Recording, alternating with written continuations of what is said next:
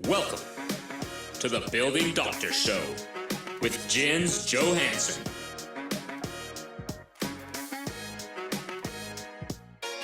Okay. Welcome to the Building Doctor Show. I am your host, Jens Johansson. Glad to see you here today to learn more about your buildings. We are really excited to have Laura McDermott, Executive Director of CAI Oregon, as our guest today. And in this episode, we're going to talk about how board members should really kind of focus in on what the differences between a property manager versus a community manager are, and how an organization such as CAI, Community Association Institute, can help you with that. And Laura's going to give some insight on that. She's been in the business for 11 years. And you can have your chance to ask us some free Q&A at the end of this show, whether it's about the show topics or anything that you have brought with you. So we're really privileged to have you here. Welcome, Laura. Tell us a little bit about yourself and why you wanted to be on the show. Thank you so much, Jens. I appreciate that. I have, as you said, been with the chapter, the Western Oregon chapter, for 11 years now. And we have done quite a bit of growing since that time, which we'll talk about a little bit later in the show.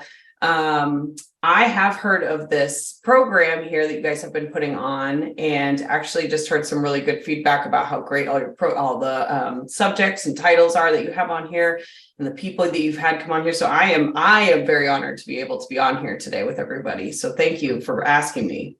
Great. Yeah, our goal is to give our viewers at least one piece of good information that they can use, and a free forum to ask questions. And in that community, somebody may be asking a question that you haven't quite thought of, and so we leave it open for everybody, and and some giveaways at the end of the thing. So let's do a quick poll. These polls help us tailor our answers to who our audience is. And so I'll get that launched right there. If everybody can take a minute to log into that, it just helps us understand where people are from. And what we're trying to do is grow into our other areas of Oregon and Utah, and talking with you, Laura, today about the Oregon chapter. We expect some Oregon folks on here. So anyway, while the poll results are coming through, a couple disclaimers. This show is free, so put away your credit card. We aren't selling you anything. And the show is for educational content only. We're not giving legal, financial, or engineering advice, and I'm not a medical doctor. We're just a couple of people on the internet trying to help you run your buildings better. We've helped thousands of people with their building problems, and we've seen what worked and what didn't when it comes to restoring and running condos, and we want to share that with you in hopes that it benefits you. So feel free to enter things into the chat if you have questions about the show that Ben, the producer, can answer. He's going to be putting some links in there as well, so keep an eye on that. Any kind of questions you have, put into the Q&A section. And so let's get over to this poll. Let's end the poll and see what happens. Share the results. We've got Washington and Utah represented. Nobody from Oregon. No. That is so silly. You guys are not paying attention. You're Wow. watching this in the background. You're actually at work, but actually working, I guess. So anyway, we have 187 people signed up to receive the replay, and we get it. It's Tuesday afternoon at 3:30, so sometimes it's hard to break away. But our poll, lots of board members or homeowners, and how we got on it with J2 recommended us, or our community manager recommended us. Have you been through a repair process? Yes, big one. 60% of you have been through a big one. And so that's great. Okay, good. We got lots of good people here. So like I said, stick around for live Q&A. We'll answer as many questions as we can in the hour, and then add the rest of the next show. You'll see some slides there on how you get a hold of Laura or I. Laura has graciously offered to answer your emails or your phone calls about the show topics and how she can help you. And stick around for a little bit of raffle giveaway. So let's get into today's show. Here we go. What is the agenda. Here you go. Okay. Differences we're going to talk about here today. We're going to talk about the differences between property and community management. We're going to talk about some common misconceptions of the two, or, I'm a small association, so I don't need a manager, that kind of thing. We're going to talk about CAI 101. This isn't going to be a sales pitch on joining CAI, but we've got Laura here, the executive director. She knows everything about it, so she can tell you the ins and outs of that. She can tell you chapter relationship, how to get involved as a vendor, like a consulting firm like us, or maybe you're a landscaping company, or somebody would benefit from being around a lot of boards. And then challenges of this and how to get involved, and some really kind of funny case stories. She has a couple that I'm trying to encourage her to share, but she's wondering if they're appropriate. So we'll see how this goes, and we'll get to that. Okay. Let's see if I can keep my mouse working today. It'll be a great day. So, property manager. I'm hiring a property manager or a community manager. And so I worked in the business for quite a while before I really learned the difference between the two. What are your first takeaways, Laura, when you're distinguishing between those two? I have a couple of things, but yeah, I would say first off, just in case any of you didn't know, community managers do not like to be called property managers. So make sure if you are in your HOA or condo and you are managed, you want to be calling them a community manager, because there is a lot of differences between the two. And I would say a lot of technical differences. Such as knowing, down to your bylaws and your CC&Rs, and then also recognizing what are all the laws and legal stuff you have to follow as a community manager. There's a lot there. So the two have a lot of very specific differences. Right. I did get that lecture. I said, I got the finger wave. I've gotten it too. I've totally gotten it too. And we don't deal with pools and sports courts. Right. And I was like, oh, wow. Well, sorry. But when you're touching on something sensitive. Yeah, it's like, oh, wow. But you do hear, property managers are dealing with leasing, they're dealing with turnovers, they're dealing with site amenities and pools. And then in kind of the commercial world, they're definitely more spreadsheet and budget decision oriented. It's not on this year's budget. I can't do that. I know the roof is leaking. I don't have authority, whereas a community manager is really kind of a leader or a guide with your board. They know what you need to do, but they understand your board has a little bit of a different set of bylaws, or a different, this community has a different melody or a different feel. We still tax ourselves and penalize ourselves and write tickets and do that sort of thing, but we're leading our way through this. And I think they have a lot more project management experience as well than an apartment property managers. Yes, kind of thing. I think even in the bigger firms that do both, you'll see community association firms and property management firms, and you'll have some other firms that kind of do both. I've found they have different departments and different staff and different email addresses and they really keep them separate. Yeah. In Washington, I'm not sure about Oregon or Utah, but just look into the Real Estate Act. In Washington, you actually have to be a licensed broker to be a property manager. And so that caused some kerfuffle, and the community managers went through the legal action committee or whatever that's called through CAI and said, we want this kind of modified a little bit. And now the rule modifications do say community managers do not need to be licensed brokers, because they're not doing so much leasing and very specific things like that. So that's kind of an interesting thing. And then, there's all sorts of groups for landlords and short-term rentals. So if you're a board member that's trying to rent out their Airbnb, their unit, go find another group. You'll hear about condominium management and board support in this webinar, but there's specific ones for you in the sense of Landlord Tenant Act and more landlord groups that have legislation, but this stuff is about boards today. And I think the last thing, a good community manager, there's a lot of keeping you out of trouble and keeping you in compliance with ever changing updates.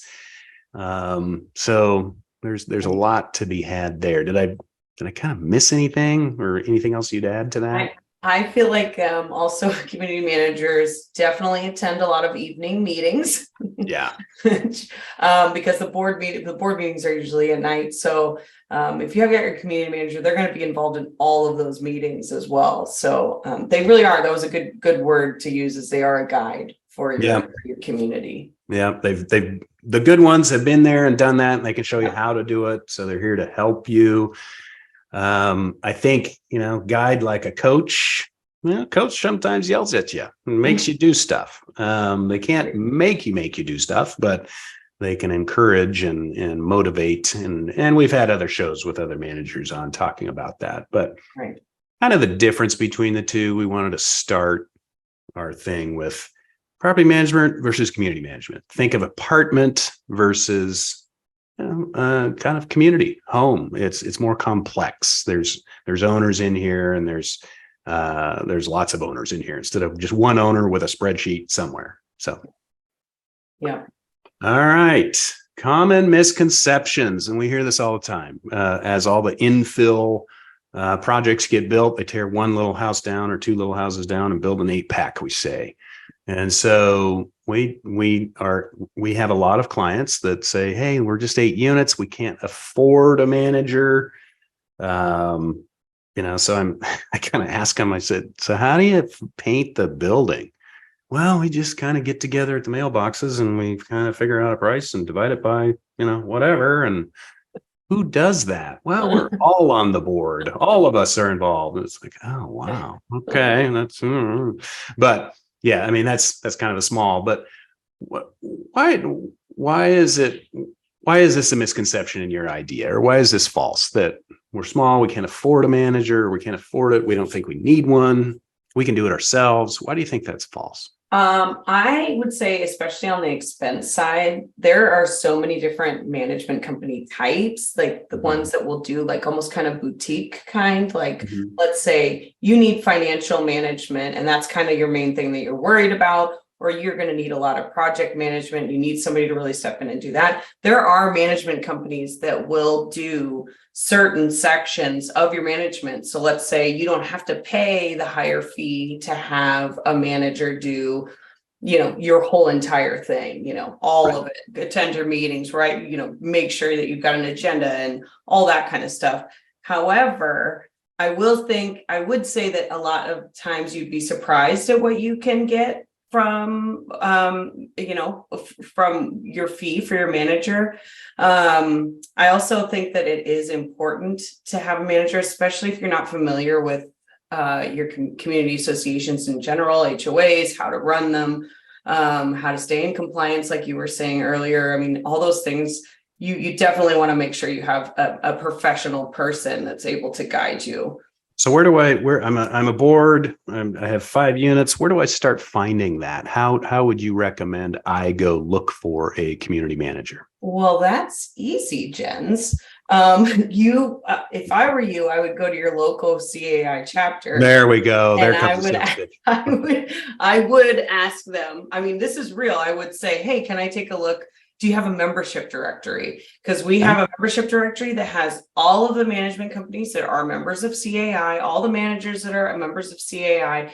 And these are usually going to be people that have gone the extra step to be educated in their profession. So a lot of times they'll have their designations like their CMCA or their PCAM, which sounds like a bunch of letters, but that really means that they've gone the extra mile to understand how to do their job better. So I always, yes, I always would say, look at our membership directory. And, I'm not going to point one out over the other because that's not my job, but that's a great place to start.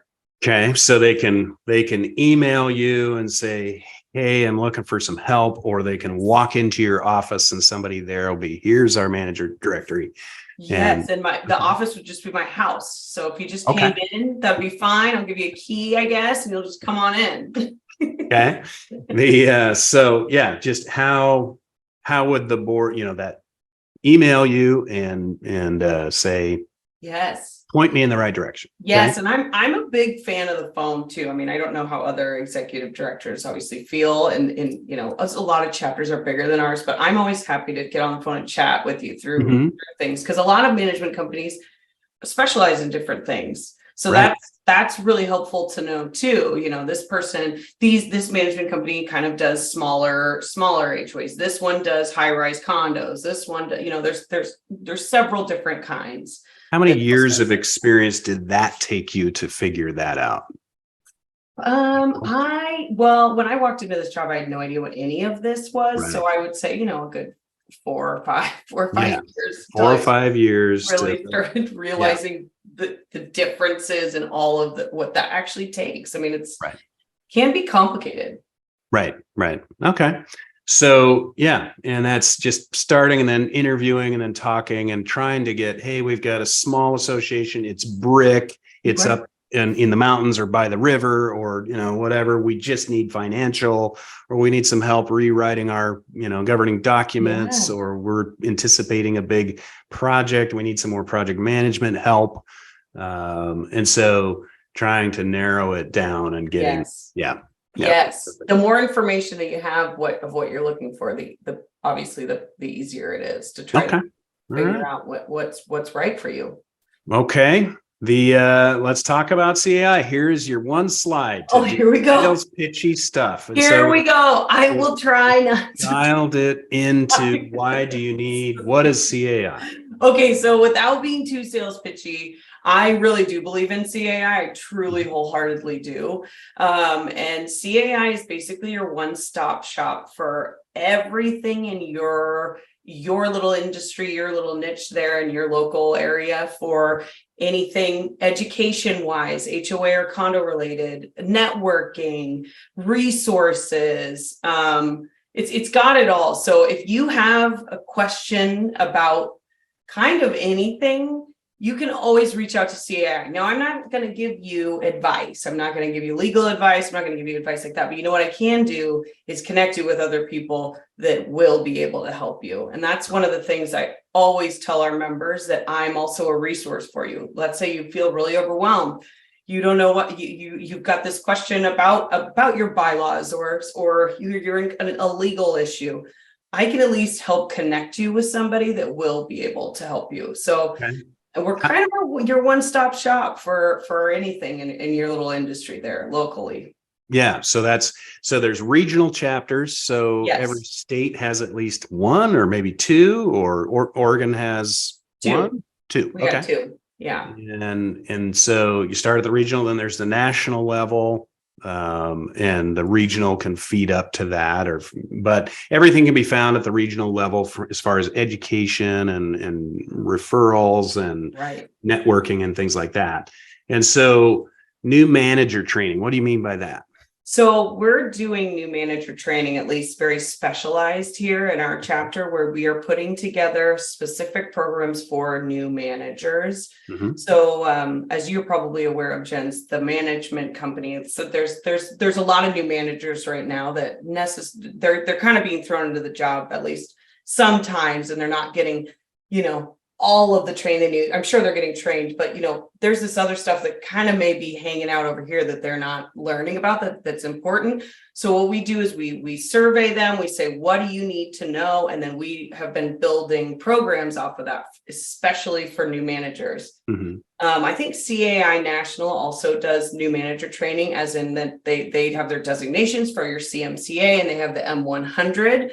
Which I know I can't. What are those for everybody? CMCA is. So the CMCA is the first step to your designation. It's your certified manager of community associations, and that's kind of your first step to having your first designation. Really, general exposure. General exposure, exactly.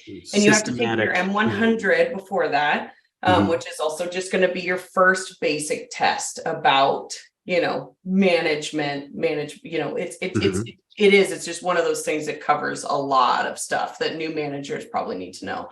Right. So you're able to go, if you are a member of CAI, I think even if you're not a member, you can still get your designations, I'm pretty sure. So, you can reach out. You can also take these classes. So for the M100, you have a whole 2-day class that you can take. You can take this online, you can take it in person, and then you take this test. And then you go from there. And then the PCAM, which is the Professional Community Association Manager designation, is the highest designation. That's a hard one. That one is really tough. So if you have a manager that has their PCAM, they have gone definitely the extra mile. I mean, there is some crazy statistic about that more than 60% of the people that take that test and write their essay fail. So I heard there's only like 5 or 10% of managers are PCAM. I mean, yes, it's very true. Very true. So, be looking for that one. If you see your manager has they have really gone the extra mile. So folks, why we're talking about this is, in this day and age, it's anybody can, tomorrow I'm going to be a property manager. Yeah, I know how to do it. I've lived in a condo. And so you're like, whoa, is there any kind of certification in the field? Yes. So we're just talking about this stuff of CMCA or PCAM or CAI in general. Are there many other condo associations that on a national level, I should say, that I haven't heard of any. So CAI really kind of has a strong, market in that. I mean, from a national level in every state.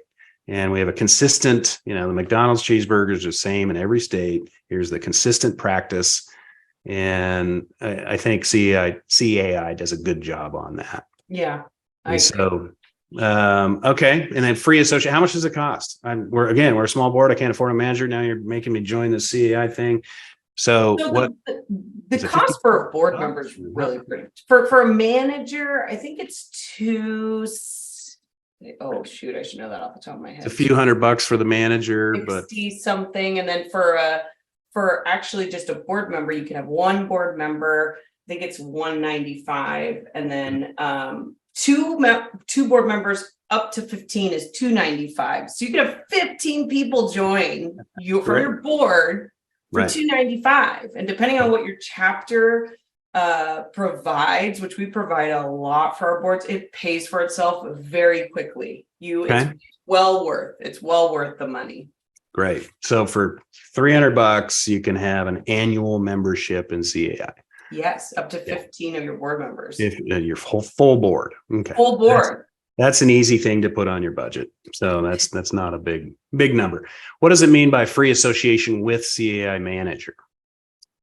I hire a PCAM manager. Are they going to make me join CAI? No. Okay. No, they're not. You can, as a board member, you can be a part of CAI through your if you you can still attend things, you can still be a part of CAI. It might cost you a little bit more, but you don't have to join. Gotcha. And so a couple little summary things of membership in CAI. Do you have monthly trainings, monthly events? Don't you have? Yes. So this depends on each chapter, right? So each chapter is very different. Which kind of makes it cool. Like we're all very, very different. There's a different feel. There's a different size. We're about almost 400 members now, and we're extremely active. So we have several events a month. We have at least 2 usual educational training programs, and then we have at least 1 to 2 networking programs. We are very active. Networking, social, kind of bigger events, maybe a cruise or a golf tournament in the summer or something like that. Okay. Yep, exactly. So, which your Washington chapter, I know, has a lot of events too. So if you're up in Washington, be sure to check those out too. Right. Yep. Okay. So it's not only fun, but it's educational as well. And you don't even have to participate. So hopefully we've covered that enough. And we're going to refer back to it. But if you have any questions about CAI or just any of this content in general, reach out to Laura. Contact us at caiorgan.org is her email. Her phone's 503-959-41-6964. And I'd like to point out her necklace is boss in gold, and so she really is the boss. I would I forgot I was wearing that necklace, but man, it's really working for the pick. It works. It works. So, gold boss. All right, moving on. Okay. Chapter relationships. So we've talked about boards and managers. Are you a business partner? What's the best way to interact with a chapter? Hey, my husband has a roofing company. Can he join? Yes. What? So yeah. Yes. The best way for a business partner, I always say, is to join a committee with your local chapter. I think that is one of the best ways for you to meet a bunch of people, get really familiar with the industry, and kind of get your feet wet in general on what CAI is, how it functions. You get to know your executive director, which is important, I would say. Because you never know what you're going to need from each other. And it's true, like throughout the years, like, some of the relationships I've had with my business partners have been some of my favorites. So I would say that's one of the things that I think is best. Plus, I would attend everything. If you can go to it, you should go to it. You should attend all the luncheons. You should attend all the networking events. If you can attend CA Day, meaning like a trade show, I would just pay the money, which means, you sponsor it and you show up to those things. That is the way. Make it so everyone sees your face a lot. Yep. And I can say that from a business partner perspective, it is super helpful. The more involved you get, just the more networking and the more people you run into, and the connections you get to grow with. And so that's a super way to do it. And then, you can kind of scout it out too. We can join and say, how many other building envelope firms are there in this? Nobody. Wow, we should really join. Or 6 of our competitors are in there. It's probably saturated. Yeah. But if you know people that would be a use to community associations, every vendor possible, landscaper to roofer, foundation sub to roof, but painting and fences and just anything and everything, lawyers, collections, accountants, all that stuff. So. Right. That's such a good point too. If you look in that membership directory and you're a roofer and you see one other roofer or none at all, I've had to beg some vendors to join. I'm like, we don't have any asphalt people. You need to join. Right. So tell your friends, tell your family.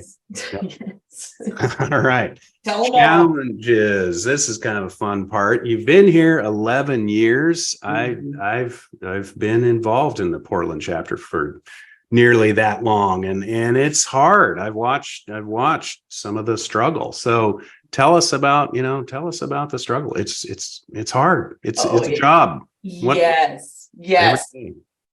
It's I would say chapters in general for CAI, it's kind of a slow grow, I think, unless you hit some kind of stride, which actually weirdly enough we are right now. But usually you got to get on the Building Doctor show. You got to get on the Building Doctor show, and then all of a sudden it's all going to work out. Everything works after that. No, but it is tough to grow the chapter. Since I've been here, I think we started at like 250. I said I'm almost at 4, but that also includes, we have a Central Oregon chapter that used to be part of our chapter. So they took like 100 people, and then we had to build that back.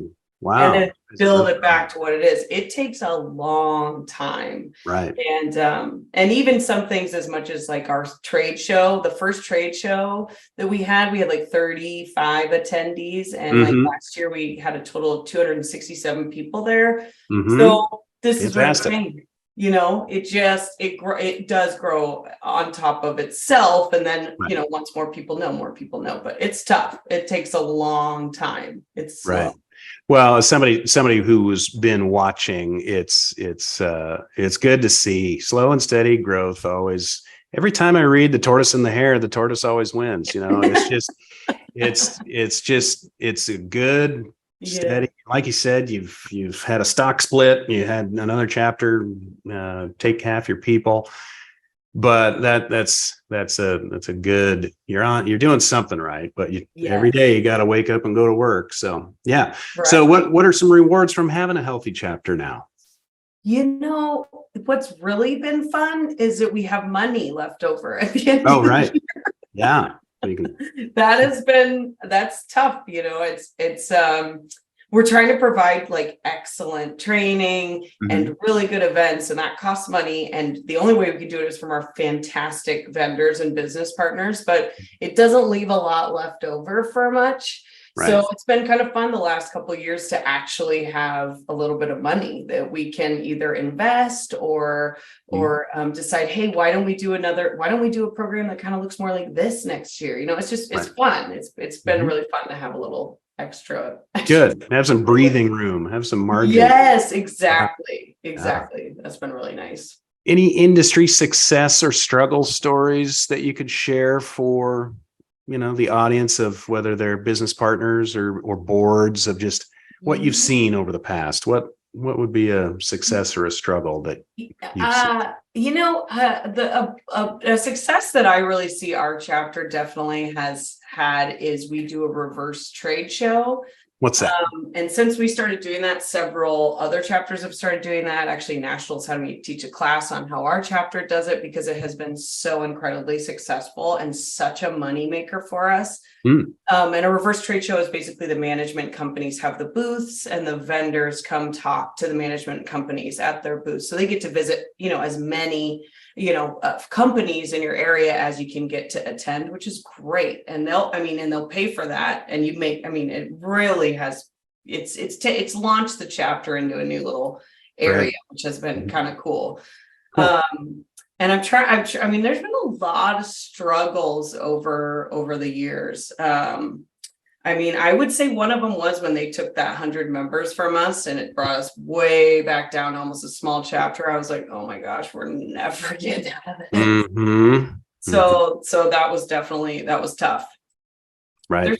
I know there's more than that, but I can't, there's a lot. It's been struggly for a while. So I feel like we're just now beginning to get into a point where we're not constantly getting some momentum. Yeah. Good. Yes. Good. Yeah, exactly. Okay. Exactly. All right. And then, we've kind of talked about how we get involved. And so regional chapters are where it's at. Google that, just who is CAI Oregon, CAI, type in your state.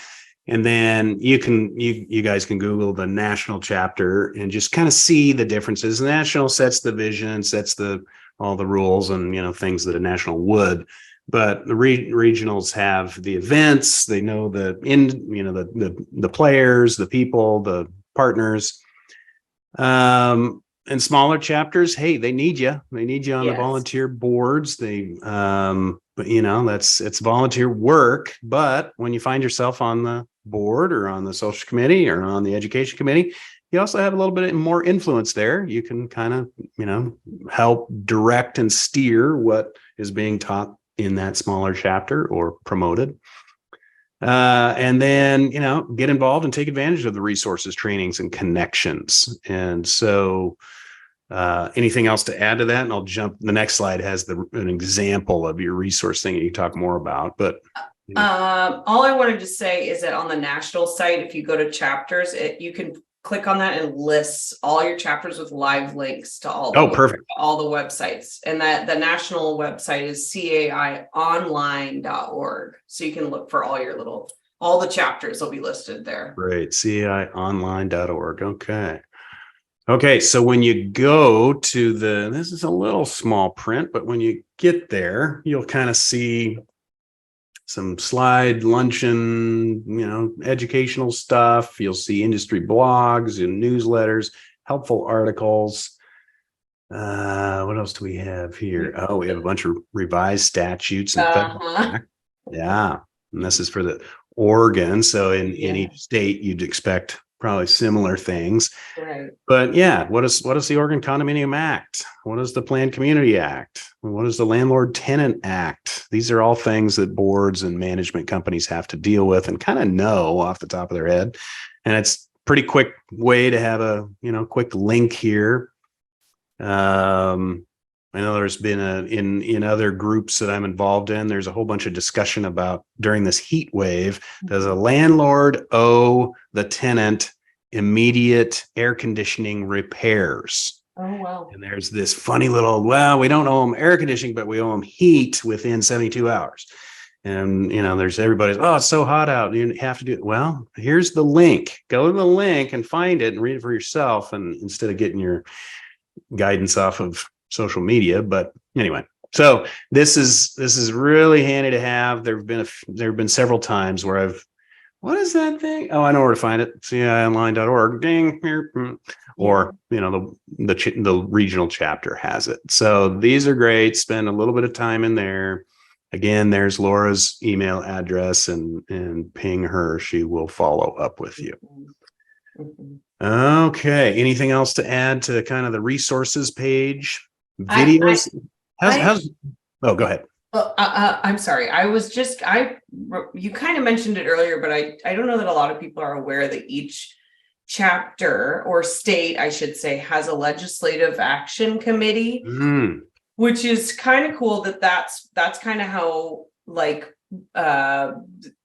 bills get lobbied for that are like good for community associations. So CAI is always trying to lobby for things that is going to be good for your community. Right. So that's probably something that a lot of people don't know, but here in Oregon, we have our own lobbyists, we have a committee, we look at all the bills, we go down and sometimes people actually go down to Salem. So anyway, that's also just a really neat thing that CAI provides their membership. Yeah. Thanks for bringing that up. What have been some hot bills this last year? Ooh, okay. The one that's coming up that did die this session was the bees and chickens bill.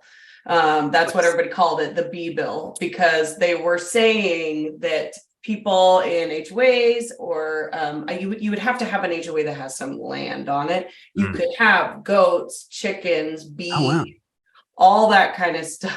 That raised a lot of homestead towers. Not be really excited about that bill going through. So everybody was pretty happy when that one went down, and CAI obviously helped to. Your bees stung me. No, that's the liability problem. There's a lot that goes along with that. So that was a big one that eventually is no longer, but it is going to come back actually next session for another round. Wow. So we'll see. Yeah, in Washington, we had one, and I talked a little bit about it in a previous show about daycares. Oh, yeah. How to have daycares. Yeah. The daycare, there's liability sharing of what happens when the kids stick their head through the railing on the walkway on the way to the daycare unit, and then is the board liable for them getting hurt on the walkway or the sidewalk? And so anyway, where can people, is there a legislative action committee update on your website? Here's what we're working on. Here's what we're worried about. I am so glad you brought that up, because we didn't necessarily have anything before now for various amounts of reasons. Our committee was different. There wasn't a lot of, we've worked through a lot. So what we're going to do is start doing updates at every single one of our educational events at the beginning, just a little quick update. And we're going to record those from the chair and then have them on our website so people can look at the updates. Oh, great. Perfect. So we're going to make sure everybody is very involved and aware of what's going on in your community. Right. The Legislative Action Committee gives you, the condominium owner, access to the state legislature and lobbyists. Yes. That is a huge thing. Yes. So it's not just checklists on how to maintain your building. You can get that for free on our website. But getting involved in the way to shape the rules and community laws is actually really, really important. So okay, cool. Totally. All right. Best CAI stories. Here we go. Here we go. I think it's appropriate as long as you can relate it to yourself or to the boards or to the community managers. Okay. Well, first off, my fun fact about CAI is I did meet my husband in my chapter. He came to chapter events. He came over. So it's not even community, or it's not only community association. It is a dating It's a dating place, you guys. I'm Fantastic. telling you. Take it from me. You can really, And it's worked. and it's worked. We've been together almost 10 years now. See? So, and we finally tied the knot last year. So, you know, you never know who you're going to meet at CAI. I always tell National that they should put a little thing in their magazine that CAI love, and that we would be their first people on there. That they haven't gone for it yet, as you can imagine. But, okay. All right. Yes. Awesome. My mind's going to the gutter quickly, and I'm recognizing it's a CAI show. So I will stay there. What are your other best stories? I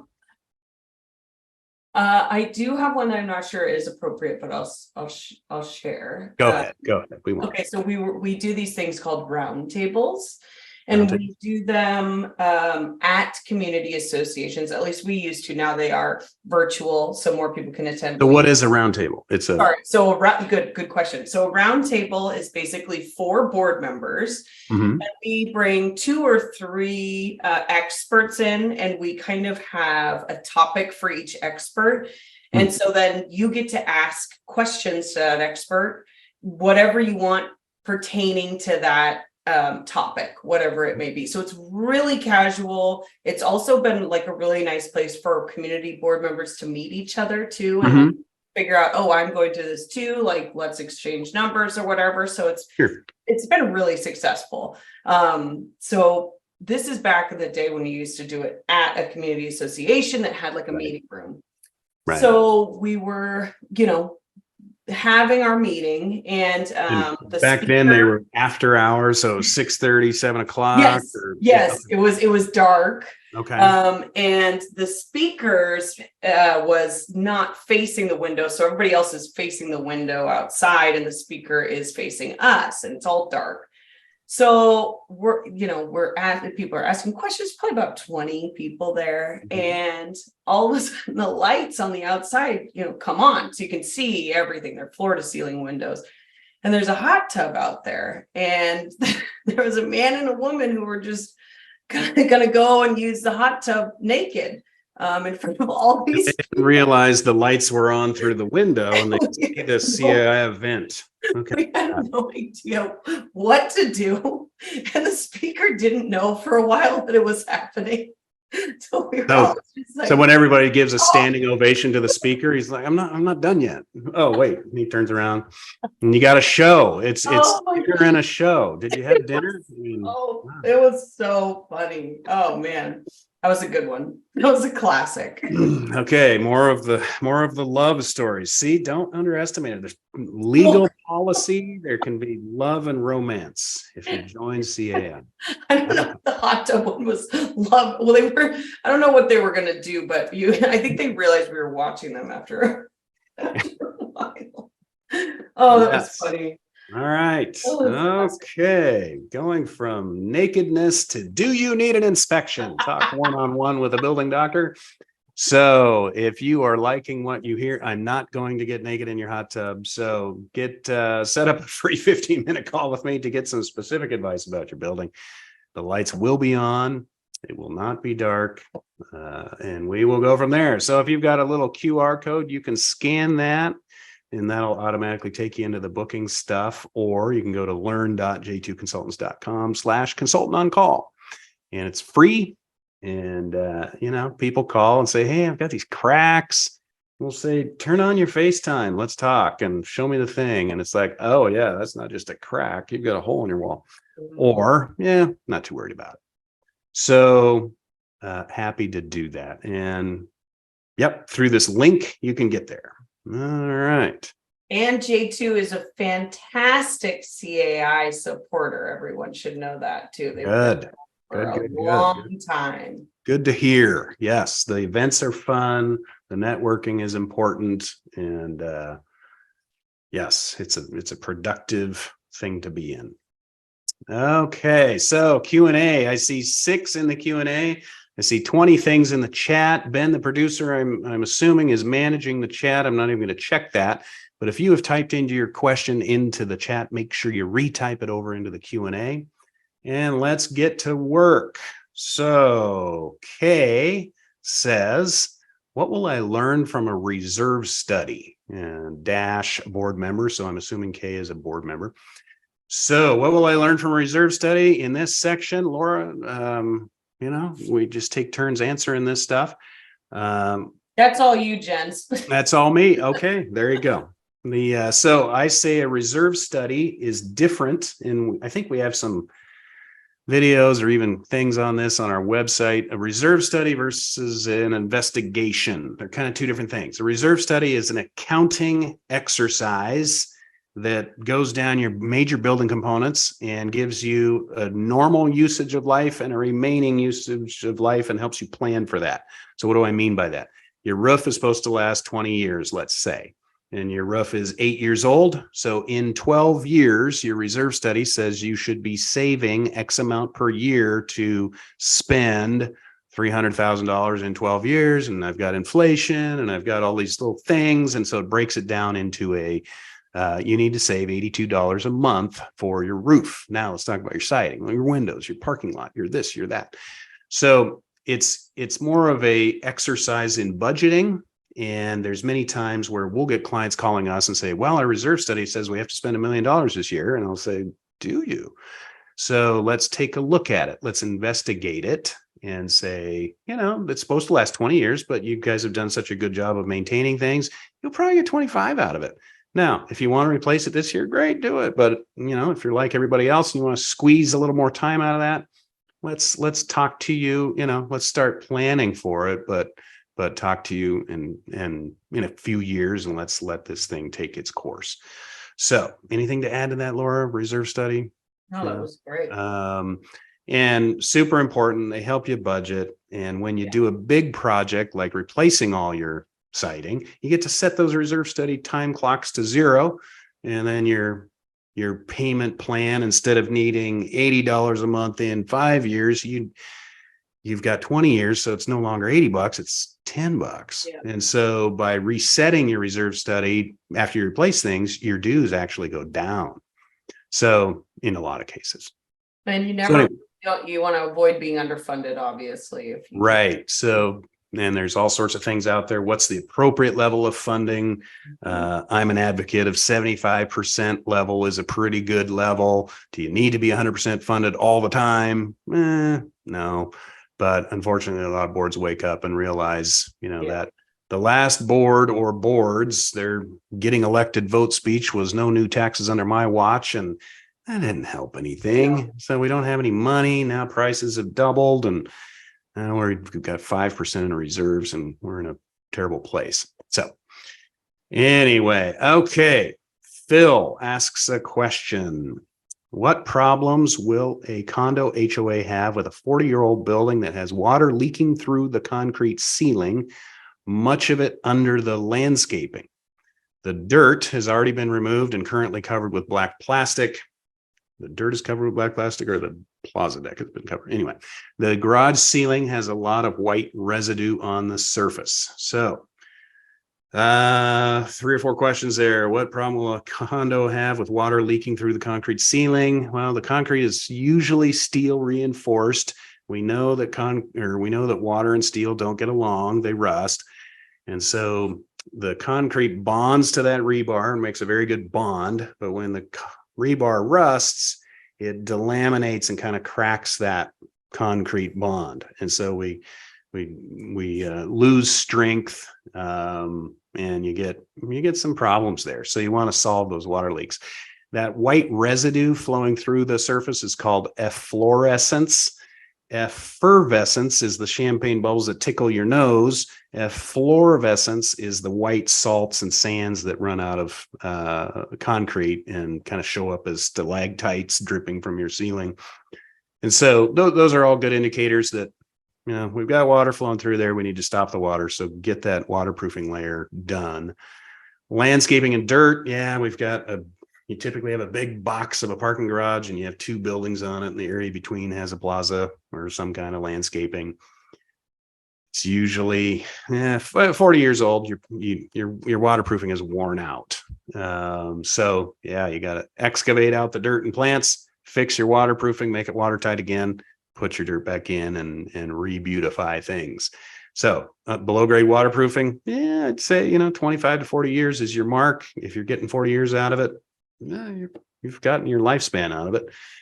It's time for a replacement. So, Laura, did you have anything to add to that? Are you below grade waterproofer? No, that was all you. You like effervescence, not That's all efflorescence. you. Yes. Okay. Anonymous writes, I really like that Oregon CAI offered to pair golf tournament attendees with managers to round out their golf foursomes for this year. Oh, that's cool. What are some other ways CAI events help vendors and managers boards connect? This is Laura question. Yeah. We did start doing that. If there was managers that needed a golf team, to please let me know so I can pair them up in case somebody was having trouble finding team members.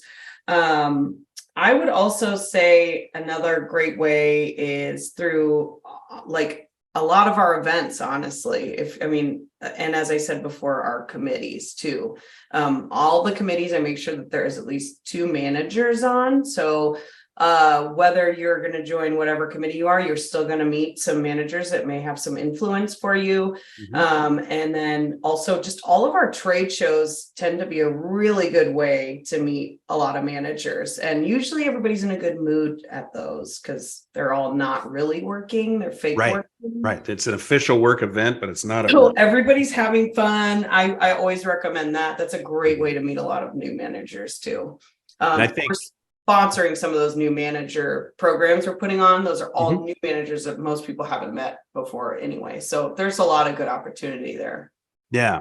And I think that pairing up, hey, I'm solo, I'm single, I'm single from, I'm the only person coming from my company, or I'm a one-person show. And, I kind of wanted to sign up for this thing, but I don't want to be the only cast out.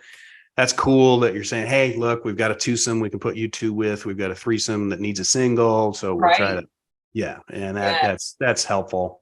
Yes. And we do offer most managers too, that if their company won't pay for some of the events, to just reach out to me and I will ask vendors to do it. And then I introduce them. And then that's another way that they can connect too. Yeah. Sweet. Okay.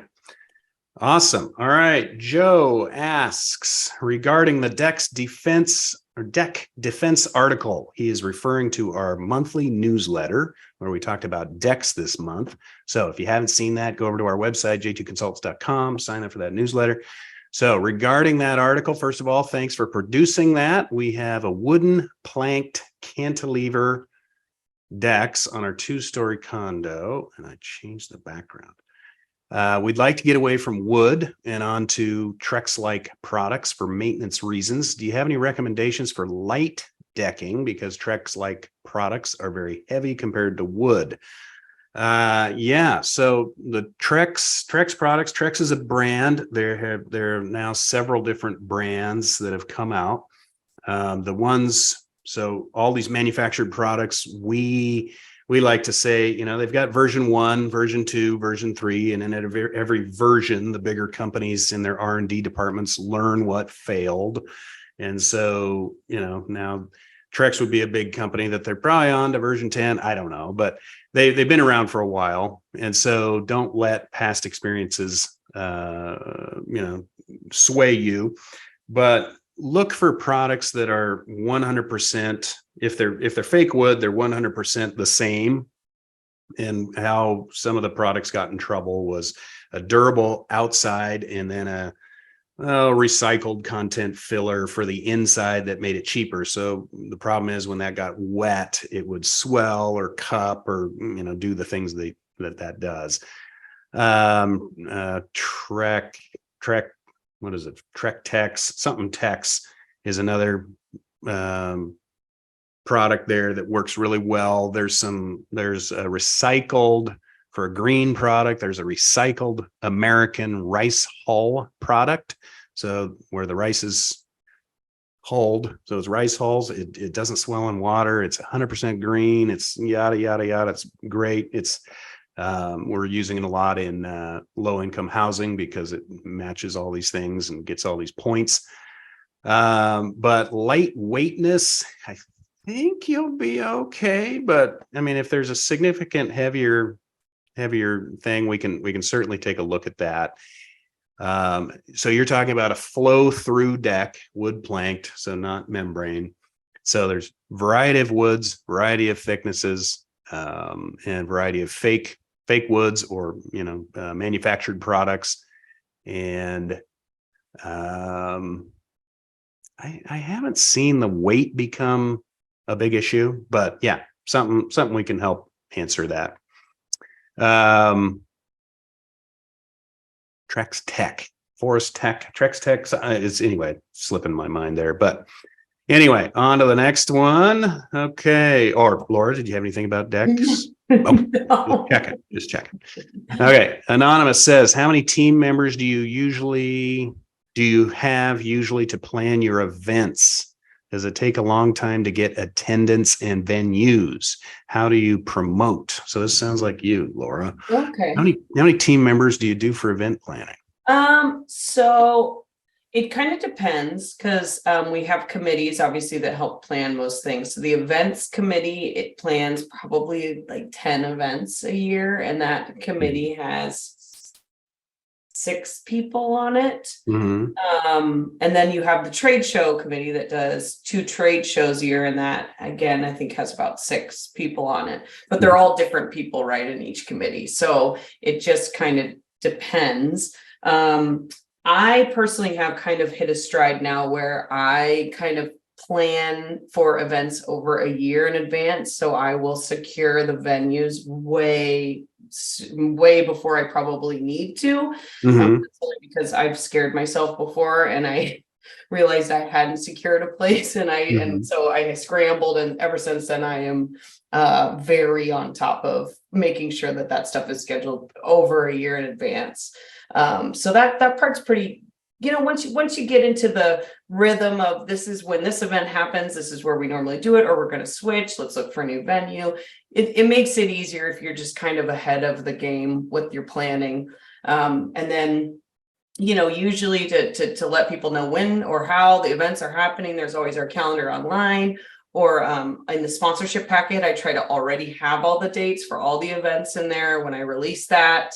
And then obviously social media is always a good place for us to kind of let everybody know what's coming up.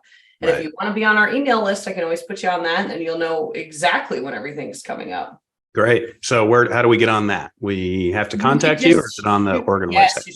Yeah, thanks, Jen. So you just shoot me an email and I can easily just put you on there. Okay. And then you'll just know when everything's coming up. It'll be kind of like a little reminder. Oh, don't forget, this is coming up. Okay. So I'm going to get back to your email to repeat it. Contact us at caiorgan.org. So if you want to get on our list, send it to that email.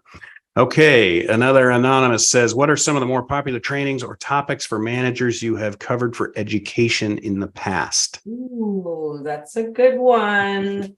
So new managers, we've done like, what are the top 10 statutes that every manager should know? Right.